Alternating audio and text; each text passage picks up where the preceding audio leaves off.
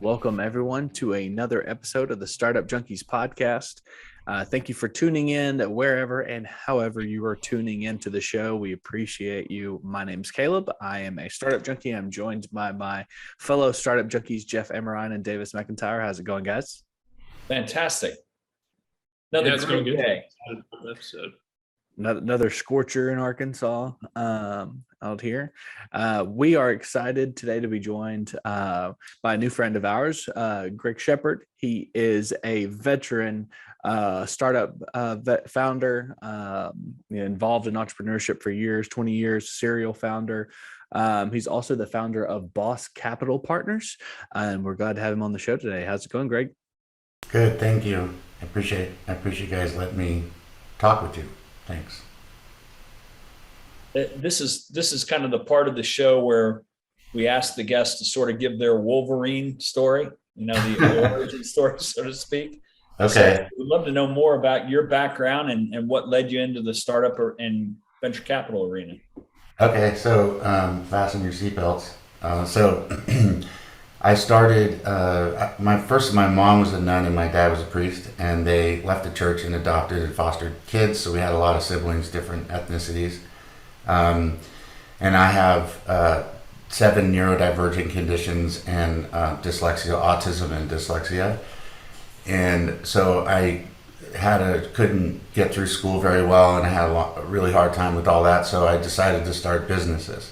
So when I was like 7, I started my first one, and then I moved I sold everything from rattlesnakes to Rubik's Cubes to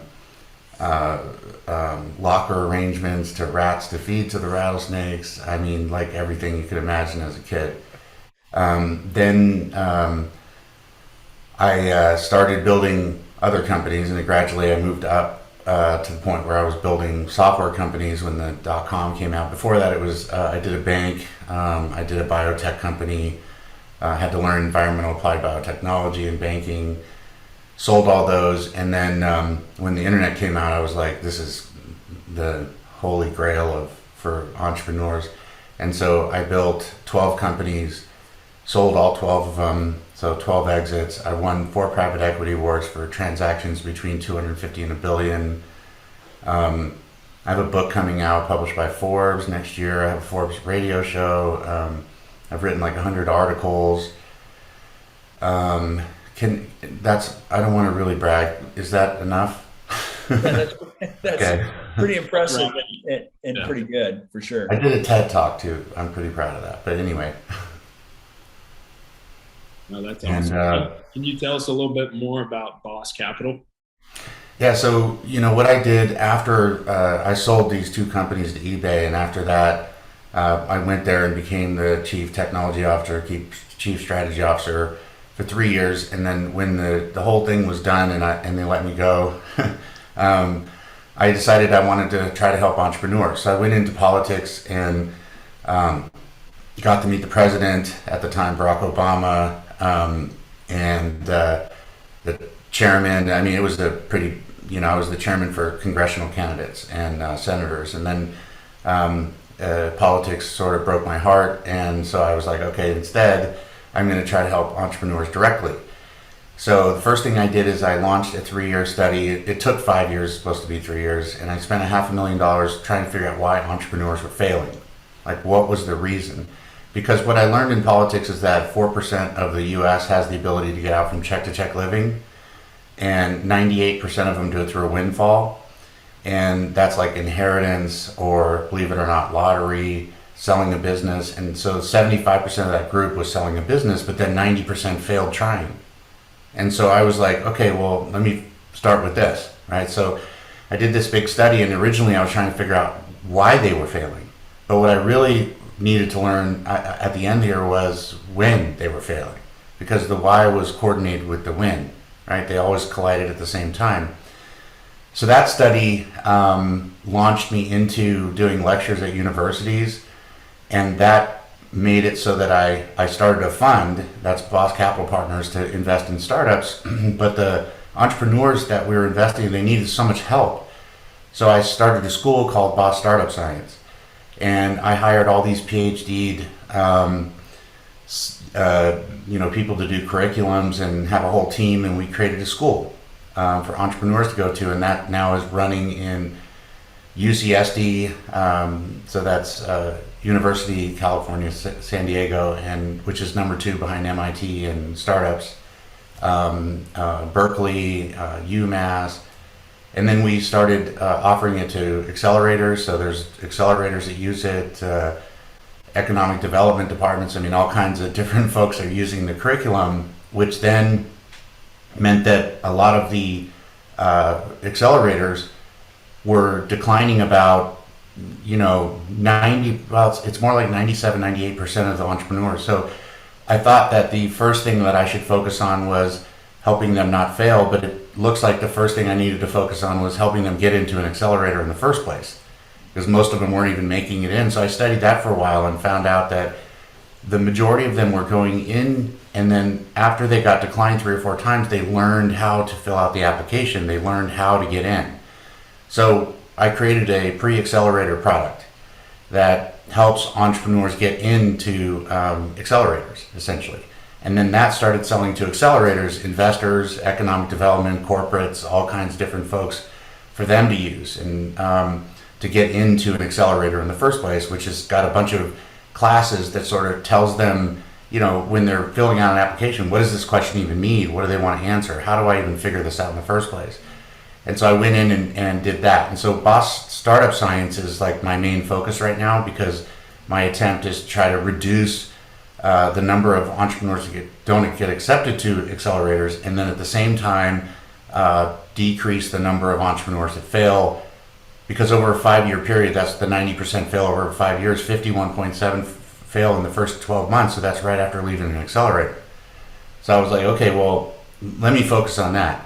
And so that's what I do now, and that's what the book's about, and all the other stuff that kind of exploded after I started going after this, So the conventional wisdom we hear is that 3 of the big reasons are 36% of the time they're building something that no one wants. They build a product without doing customer discovery.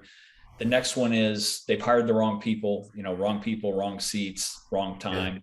Yeah. And the third one is focus, losing focus, trying to boil the ocean, ran out of cash is another one. Yeah. And then cash tends to, I think the cash piece, I'd be interested in your thoughts, tends to follow the other 3, right? No one wants, you got to pivot. You don't have time. You run out of runway. But what other interesting insights did you find through that research? What are some of the? We did I had 5 people on this, for years, right? So we went through hundreds of thousands of articles. We did 1,200 one-on-one interviews. It was a whole thing, right? And what you mentioned is like that stat that everybody puts out there, but really it's terrible, because you have to ask why, right? So exactly. Why didn't you get the money? Why did you hire the wrong team? Why didn't you get product market fit? Why? Right. And then again, why? And then again, why? Like the 5 whys, right? You go down and figure out the root of the problem.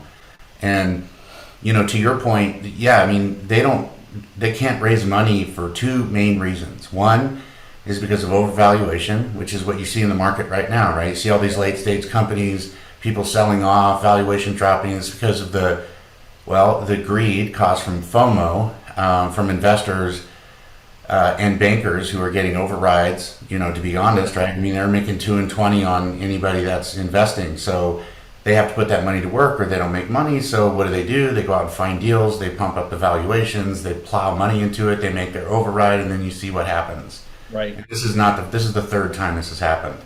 The dot bomb in 2008 happened both times. And before that, there was another time around the savings loan crisis. So this is a reoccurring thing. It really frustrates me, because the bankers make the money, the investors lose the money, and the entrepreneurs lose their business. And it's just really unfortunate. So that's one reason why they can't get money, right? Because they go overvalued, and most entrepreneurs don't realize that investors want 2 to 5 times their money back. And so that means if you raise $1 million, you're really now obligated to $5 million. Right? And they don't usually think that, right? They go, I raised $1 million, so my pre-money valuation, my post-money valuation is this, but they don't consider now how much room there has to be for an investor to invest, and if that room isn't there. They just go to another deal. Sure. So that's one huge reason. And the other huge reason is most of the things that they do from the very beginning, like overvaluation, affects the business in the long term. So they can't get funding because they made mistakes from the very beginning. Yep. How they structured their company, how they structured their stock, the number of investors on a cap table, the preferences in terms of the deals that are on those. I mean, it goes on and on, right? So, things like not having your exit strategy from the very beginning. So I get into a lot of arguments on this one, right? Because people go, oh, well, we're too early. We shouldn't have an exit strategy. And I say, listen, there's two reasons why companies buy other companies. Either to make or save money, full stop. That's it, right? And in both scenarios, they want to make sure that it works with their current company, right? So it's not like you build something and then go, okay, now do you want to buy it, right? Because if the company, most of the acquisitions are to make money, right? And in that scenario, they have a customer, ICP, an ideal customer profile. What they're trying to do is they're trying to increase their customer acquisition cost to lifetime value. So the way they do that, if they already have tens of thousands of customers, is selling the existing customers a new product. And that's what you see happening everywhere, right? Salesforce and everybody else, they buy something to sell to their current customers because they've already paid for them, right? So anything they sell to them is extra revenue. So if you go from the very beginning and you don't make sure that your ideal customer profile and that of your acquirers, which means you have to have a list of acquirers from the very beginning, you could be adding customers the whole time that aren't relevant to your buyers. So building a company without having an exit strategy is like building a product without having a customer. So the product market fit problem applies to the acquisition strategy. Sure. Does that make sense? No, 100%. So, yeah. So when I studied this, there was a huge number of them that were overvalued, and there was a huge number of them that had no plan for exiting to anybody from the very beginning. And so they had taken all this investment capital on, and they had gotten all these customers, they're ready to sell, and they don't have any. Now they start looking for a buyer. I mean, if a company is buying you for your product, essentially your whole business is a product to them, wouldn't that mirror the same as like building a product and then not having a customer, and then after you build it, go try to find a customer? Yeah. It's totally illogical, right? It makes no sense. Yet the accelerators that I interviewed, I didn't find anyone, actually, not a single one, that focused on making sure that there was an exit strategy from the very beginning. Identifying who's going to buy, what kind of multiples they buy for, what kind of deals are they paying, top line, bottom line, do they care about growth, margin, or retention, which one is the primary driver, who are their customers, what are they selling, all of that stuff that you would gather normally when you have an ideal customer profile, right? And so this was a huge mistake, right? So the combination of those two were the dominant things. Later stage, early stage, it had to do with a lot of really bad cash flow management, so basically they can't raise what they need, so they raise what they can, but they don't adjust their business model to the money that they actually have. So they just sort of run it and then run out of money and then go raise more money, instead of like sort of having a real capital strategy. A real capital strategy is going out and finding comps, right? So like if you're going to sell a house or buy a house, you go out and you do comps. So you go out and do comps and find other companies that are even in the realm of what you have, so that you can say, okay, this company is valued at this, that's based off this sort of a multiple, et cetera, et cetera. And then you say, okay, this is part of my capital strategy, right? Your valuation. Then after that, you have to say, okay, what's my burn rate?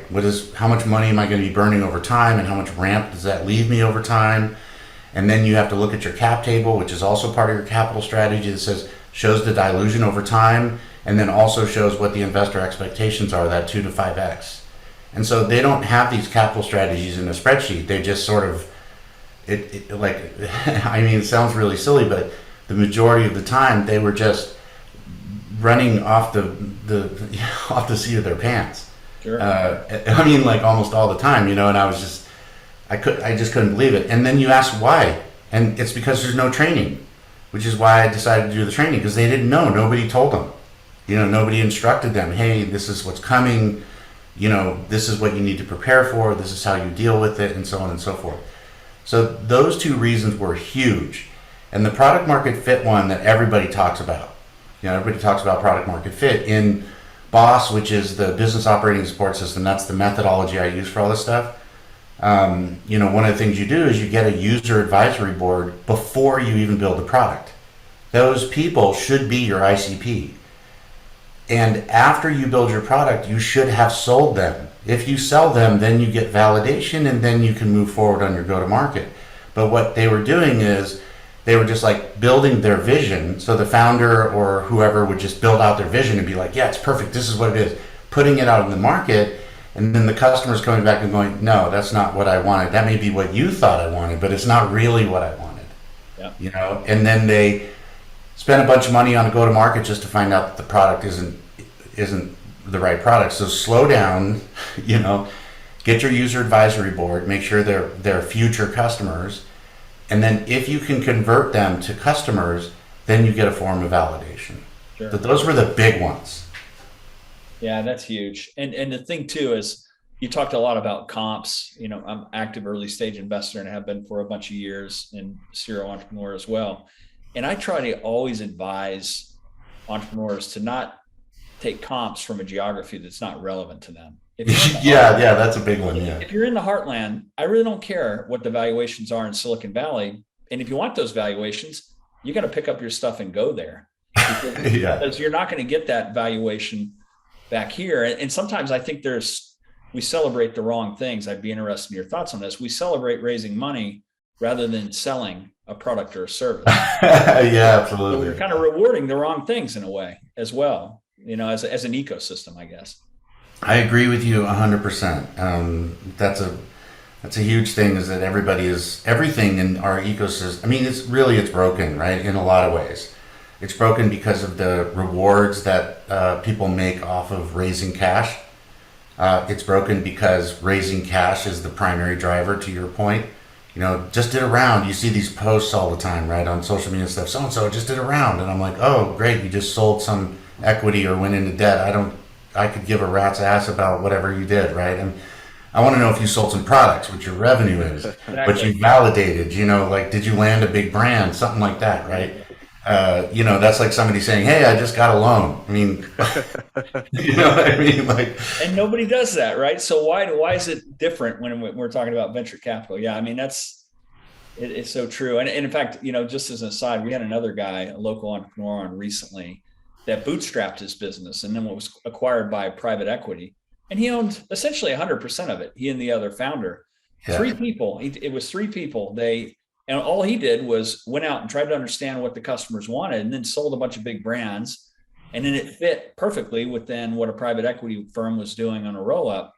And those guys go completely unnoticed because they're not grabbing the headlines with raising a seed or a Series A. And yet they always have the biggest smile on their face because they don't have to worry about what's the cap table look like and all the rest of it. And so sometimes just go sell something. I mean, figure out if you. That's what I did. Like out of my 12, only 2 did I raise money. Yeah. All the other ones I did just I mean, honestly, early on, I was like going to garage sales and finding stuff, refinishing it and selling it at the swap meet to pay myself so I could run the business. Yeah. Working 4 jobs and stuff. So I'm a very big advocate of bootstrapping. Especially in the beginning, right? Because you don't know enough. You don't know what you're selling, and you need more data to figure out that. So I agree with you absolutely 100%. I think that, the ecosystem in a lot of ways is broken. Also, if you think about an entrepreneur, you go out there and you start searching on stuff. There's thousands of accelerators. There's all these programs. There's all these pitch competitions. There's everybody telling you this and that and the other thing, and then some of them give you mentors, and the mentors are like one-hit wonders, or some consultant trying to sell you some services or whatever. And it's not, it's like walking through a minefield. That's why I'm trying to help, because that's great. It's just really, our future depends on entrepreneurs. Innovation comes from entrepreneurs, not from corporations. They don't do anything. They buy innovation. It's the salvation of humanity in my mind. 100%. I agree with you absolutely. And I think that we're not helping these folks. I mean, we're doing the worst. It's worse than not helping them. We're hurting them. Right. And that's what my mission is, right? Is to try to really help with this process. And you're beginning to see the impact, right? So the methodology that you've created, it sounds like it's starting to spread in multiple locations, and you're beginning to see some solid outcomes from it, it sounds like. Yeah, we have thousands of entrepreneurs going through the programs, and our success rate so far is the opposite of the failure rate. I mean, we have a 90% success rate right now of entrepreneurs that are going through the curriculum, and it's obviously early stage. So what happens at the end we'll have to see, but sure. So far, they're getting into these accelerators and they're learning things, and you can see, they always send their deals to Boss Capital, so I see them, because they they're going through the program, the Boss program, so they're always doing that. But so I can see, and I see that they're doing the right things and they're successful, and it's definitely getting some traction, and I'm really happy about that. We're building more and more programs. I mean, I have 4 full-time curriculum developers building. They're all like 20-minute micro-learning classes, because the average entrepreneur like me has the attention span of a fruit fly. So they can go in and there's watch, listen, read, and experience. So they're not just taking a class, they're actually, like if they're doing their TAM SAM, the system actually helps them with that process. So it's not like they're being told what to do, they're doing it. Right. And they can get the information through watch, listen, or read, or all three. So so far it's, that everybody is just really happy with what's happening, and more universities are adopting it. And so, I'm hoping that it helps. There's going to be definitely a tail and a little lag on the results, but, it can't hurt it. I mean, that's for sure. We're telling them the things to watch out for. The Arkansas Inc. podcast provides an in-depth look at the latest industry trends in Arkansas from decision makers, business leaders, and executives. The Arkansas Inc. podcast has focused on a range of business and economic development topics, including small business and entrepreneurship, international business, fintech, workforce development, and community development. Each episode, which are about 30 minutes long, features business leaders and subject matter experts in conversation with knowledgeable members of the AEDC team. Recent guests have included Governor Asa Hutchinson, UAMS Chancellor Dr. Cam Patterson, Conductor Managing Director Dr. Jeff Standridge, and representatives from companies including Amazon, Walmart, IBM, Ozark Integrated Circuits, and more. The goal of the podcast is to help provide more information about Arkansas and its strong business environment, to help business owners and executives make the decision to move to or expand in Arkansas. The Arkansas Inc. podcast is available on Apple Podcasts, Spotify, Stitcher, and other podcast apps. Just search for Arkansas Inc. To learn more or subscribe to Arkansas Inc. podcast, visit arkansasedc.com/podcast. In terms of, and I'd be interested on your perspective on this, and sometimes it always feels like people gravitate towards a bit of a flavor a month, incubators, accelerators. And now the latest thing that everybody's talking about are venture studios, which are not really entrepreneur centric, like a lot of stuff that I've done over the course of the last 15 years. They're really kind of concept centric. And this idea of, we're going to kill as many ideas as we can with a rigorous process up front. And then we're going to go find the entrepreneurs and glue those two things together and push them out into the market. And, early results are, and there's some pretty good places like High Alpha and others that you're going to have some decent returns. But what's your take on that? I'd be really interested in what you think about it.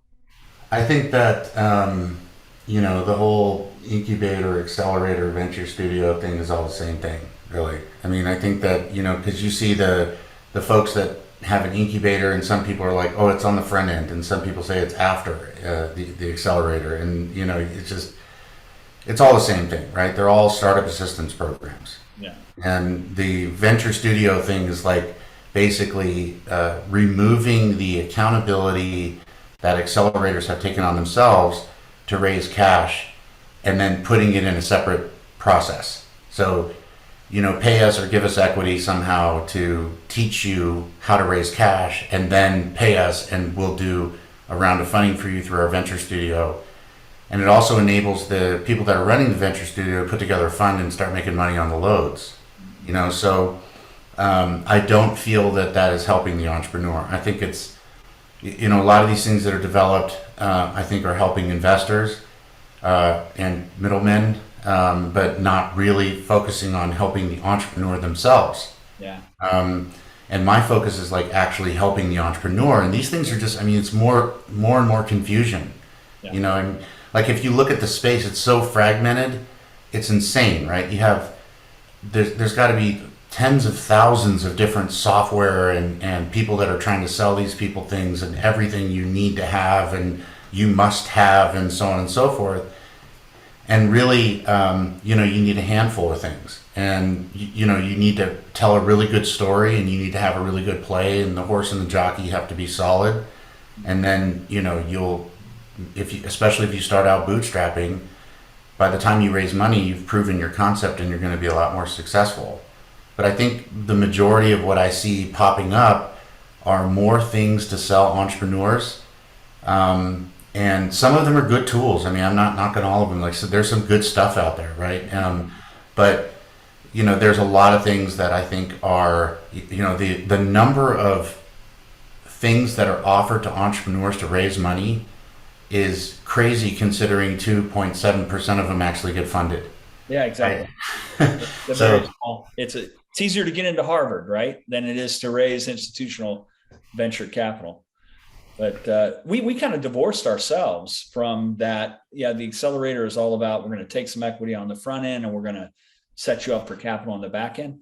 Everything we do in the Fuel AI program and in the TEDx program and in what we do on pipelining companies in from Asia is, how can we make you enterprise ready so that you can actually sell to large enterprises and be successful and not get squashed? And it's kind of focused on that, and it's third party funded. So it doesn't cost them anything, highly selective to get in, but we're not charging them a cent. And we're really trying to be that connective tissue between large enterprises who have needs and growing ventures that don't have a clue as to how to be successful in selling into some of these big enterprises. Yeah, that's a really good, that's a good approach. I've seen accelerators charging, $100,000, right? And 10 grand and stuff like this. And, a lot of the accelerators I've seen that are charging these fees, they'll say, okay, well, we're going to charge you 25 grand, but we're going to go raise the money to give us the 20. So we're going to give you the 25 grand. It's paper. It's not cash, right? Right.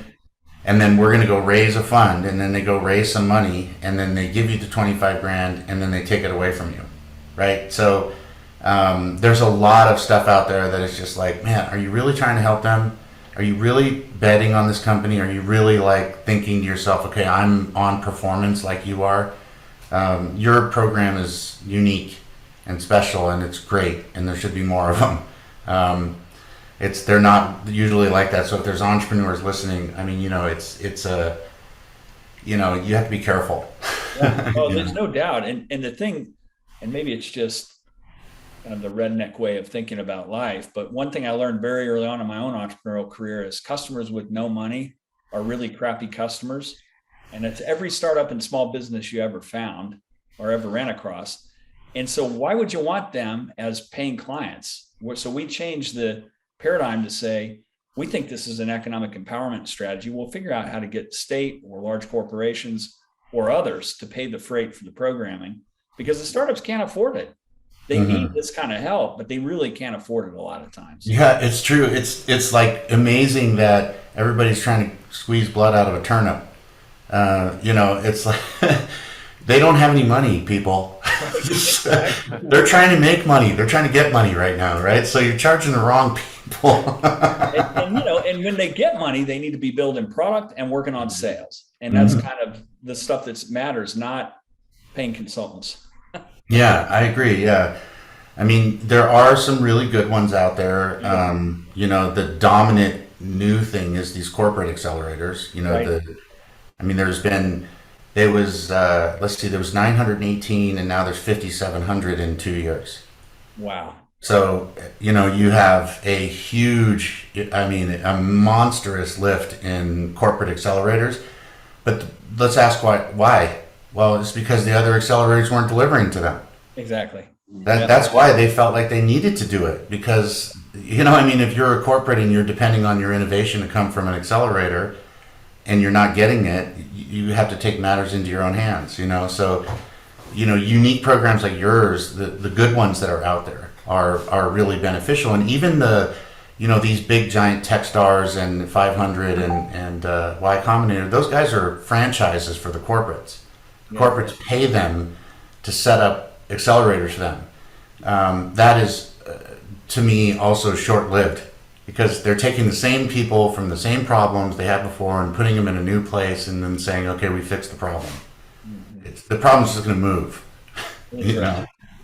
So I think that the future is going to be more independence running accelerators based off of sort of what you're doing, right? Which is focusing on, instead of focusing on raising money, thinking of raising money as an outcome of success, right? Not the lead of success.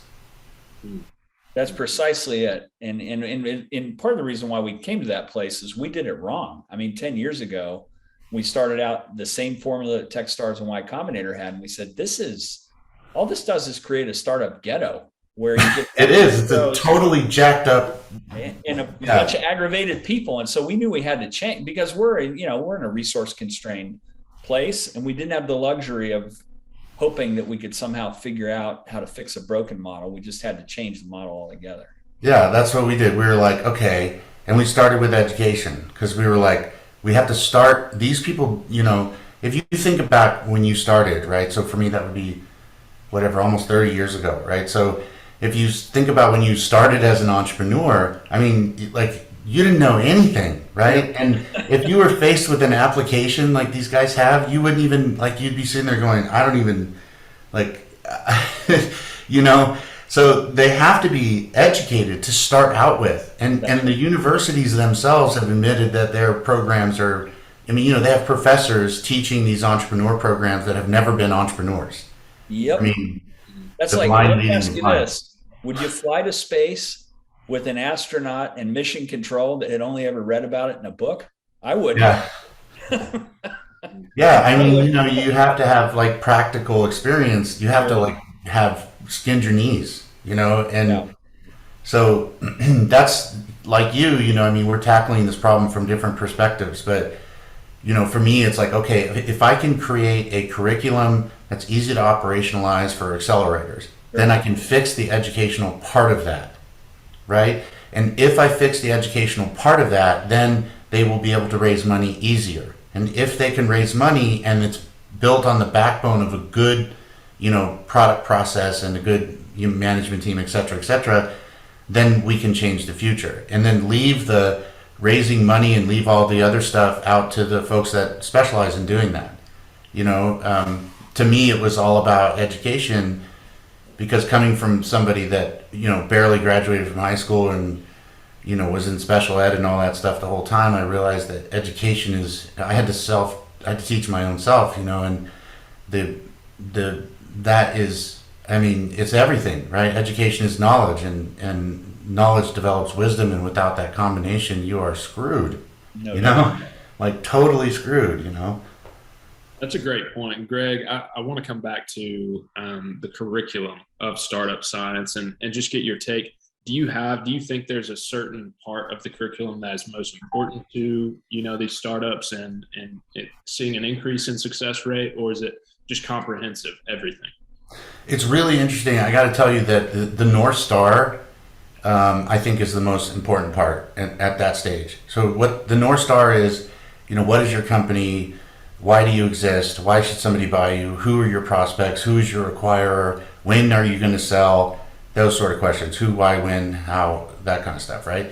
And then the ecosystem, which is the first part. So in the ecosystem, you figure out what's around you, right? So if somebody were to just plant you in the middle of a city you've never been to, you wouldn't just start walking in directions, right? You'd sit there and go, okay, where am I and what's around me, right? So what we do is we teach them to sit themselves in the center of the ecosystem. So if you imagine an ecosystem being developed from, like, let's say there's a still water pond or something, and there's a drop, and then these rings appear, right? So that drop is the disruption, and the rings are all the opportunities that creates the ecosystem, the multiple rings around it. So we put them in the middle of that. And then you say, okay, who are your customers? Who are your acquirers? Who are your competitors? And who is everybody else playing in this ecosystem? And when I say who, I don't just mean a description. I mean, what are their watering holes? Where are they going? Why are they going there, right? And you figure out where you are in this ecosystem. Once you understand where you are in the ecosystem, you can start developing your user advisory board and your industry advisory board, right? Two sets of advisors, not like a mentor that you get from some accelerator, but these are industry thought leaders, corporates, anybody like that, right? And then you have your users. These are the people you're going to sell to, customer, user, depending on if you have both, right? And then you have them. Now you start using them as part of the ecosystem to help you design something meant for them, right? Meant for the industry and meant for the user / customer. And that is the most important thing, I think. That part of it is where I see the largest growth on entrepreneurs, because a lot of times they'll find some corporate, or they'll find a grant, or they'll find some path or something that they learn about in the ecosystem, and they go, oh man, I'm going to go this way, and it changes the direction that they originally thought about, because now they understand more.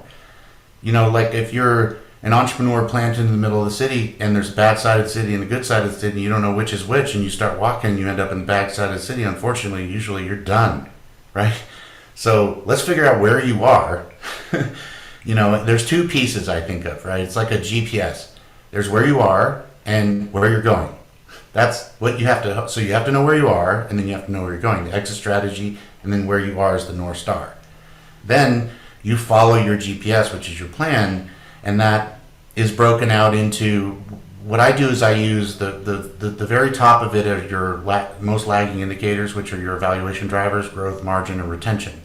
And then underneath that are your KPIs. The lagging KPIs are all financial, and the leading KPIs are all those that lead to financials. And a lot of businesses use their financials, and investors do this all the time, and that's like driving the car looking at the rearview mirror, right? Because those numbers came from things that happened 6 months ago, or a year ago.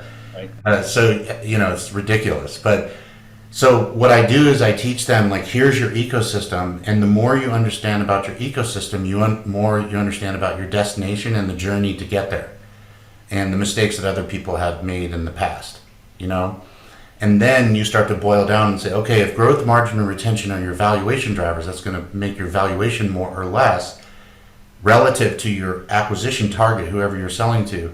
Then what moves those numbers? What financial numbers move that, like CAC to LTV, your customer acquisition to your lifetime value, or your average, annual contract values, and so on and so forth. And then what drives those? What's underneath that? So then when you set up your organization, so that the functional areas align to the valuation drivers, right? So you think about, you have 4 functional areas. The majority of the time you have sales and marketing, you have product and engineering, you have shared services, which is IT, it's operations, right? IT, finance, tech, all that kind of stuff. And then you have service and support.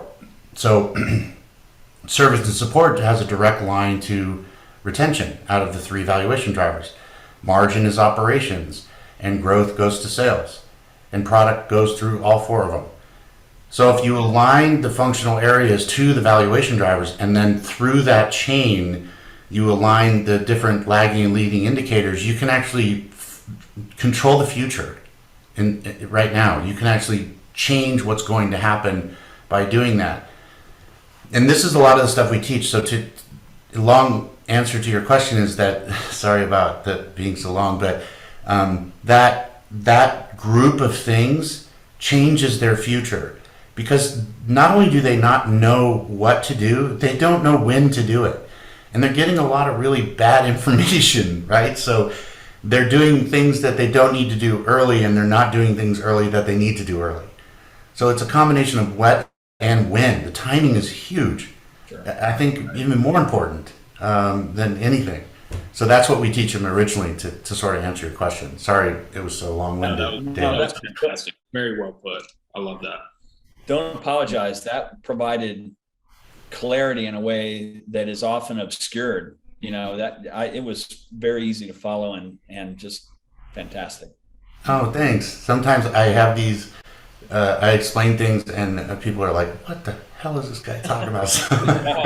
No, I mean, the thing is we'd all get accused of kind of having our own language within the startup world. And when you can break it down in a way that is aligned with kind of fundamental economics and common sense, which you just did, it's like gold. Super valuable. Very nice. Thank you. Thank you.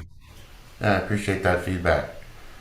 I mean, I think that, when you think about, entrepreneurship, the process of taking vapor, right, which is really, it's just vapor. It's like this idea. It's not even vapor. It's just energy and information, right? And then like subatomic particles, and then turning that into a business that then has financial value. I mean, it's a friggin' miracle, right? I mean, really, it is. It's a miracle. And when you've done it as an entrepreneur and you look back on it, you're just like, that. It's amazing. It's like having a baby. Like you conceived this thing, right? And then it's a baby and it needs all your attention, and then eventually it moves out and goes on its own. And having done it 12 times, the all of the mistakes I made, I try to give to the entrepreneurs, like in a very clear way. Say, hey, listen, these are the things that you really need to. There's a lot of surface noise out there, like mosquitoes flying around, right? But there are some things you have to really pay attention to, and the financial drivers are not the thing to pay attention to. What you pay, it's like the analogy I gave earlier that raising money is an outcome, right? Your financial drivers are an outcome. You don't focus on them, you focus on what changes them, and I feel like that is critical. And so we teach that in the courses so that they understand the mechanics, right? Like how these things are entangled. They're interdependent and dependent, but they're also entangled. One pulls the other, and sometimes at the same time, like the balance sheet and the P&L, these things, they're together, they're tied together. So understanding the mechanics of how these things dance together and being able to control the future of those financials with something that you can actually do, like if you're an entrepreneur, pick up the phone and make some sales calls, call a customer, get a referral, do something that you can actually do. No entrepreneur should ever be sitting there wondering what they should do. And my focus was to make sure that never happened. They should always have more than they could possibly do. And Greg, you teed up kind of our land the plane question there when you're talking about imparting some of that knowledge that you've accumulated on those participating companies and entrepreneurs. If you had a time machine and you could go back 30 years or however long, back when you were selling rattlesnakes, given all that you have, all the accumulated knowledge you've developed over the years, what sort of advice would you give your younger self? I think that the first thing I would probably do is try to get myself to control my fear, because I think anytime you look at history in the world, fear is seldomly leads to something positive. So I think the first thing I would do is get rid of the fear and instead control the emotions that are creating the fear.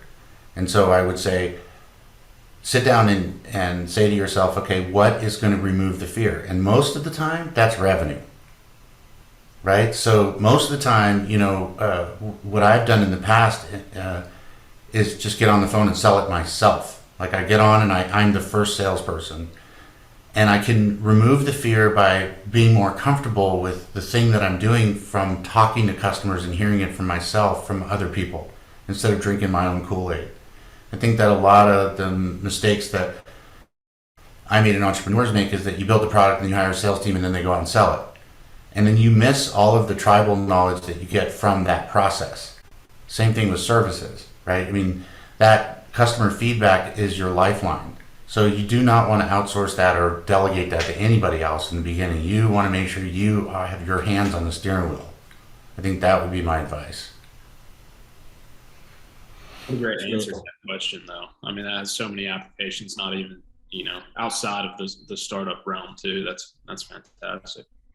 Yeah, I mean, I to this day, so every year I do a challenge, right? So I have 1 year to do it. I choose it on my birthday and I have to do it by the end of the year. This year it's swimming a swim marathon.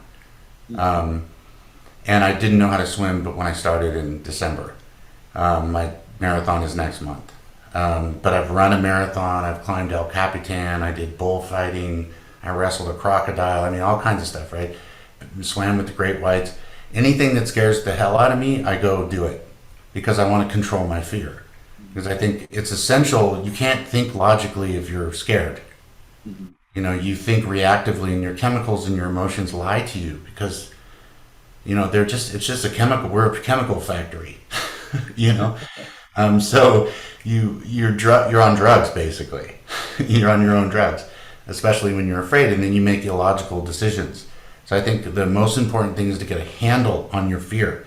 Figure out what it is and then face that and deal with it yourself until you're comfortable. And I agree with you, Davis. It's like, it's all over your life. That's why I brought that up. But I try to control it from every aspect because, I want to be I meditate because I want to control my mind. I want to control my thoughts.